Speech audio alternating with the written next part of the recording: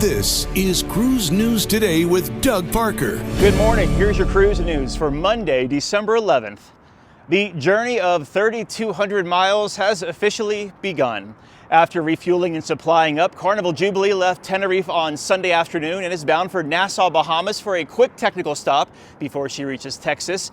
Jubilee was supposed to be launched in October but was delayed because of shipyard construction. When she enters service on December 23rd, she'll be Carnival's 26th ship. Royal Caribbean, for reference, has 28 ships and Norwegian has 17. And Seatrade News is reporting that if you're sailing from Miami on either December 17th or December 22nd, you'll be there as PortMiami officially reaches cruise ship capacity. Yeah, the cruise port currently has 9 cruise ship terminals with one on the way. That's MSC's terminal over there. It's going to be the largest cruise terminal in the world, debuting next year. The lineup for December 17th, as far as cruise ships go: Oasis of the Seas, Grandeur of the Seas, Vision of the Seas, Scarlet Lady, MSC Divina, Carnival Horizon, Carnival Celebration, Norwegian Encore, and Insignia.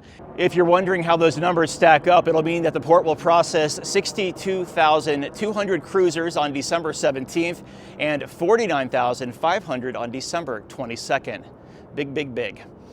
And Ambassador Cruise Line encountered unexpected maintenance issues with their ship Ambience during a dry dock in Bremerhaven. Now, there was damage to the ship's propeller shafts and stern bearings that require extensive repairs, leading to a prolonged out-of-service period, canceling a lot of sailings. To minimize disruption, the cruise line has swapped itineraries of Ambience with their other ship in the fleet, Ambition. This has impacted over 7,000 guests. The ship is expected to return in January.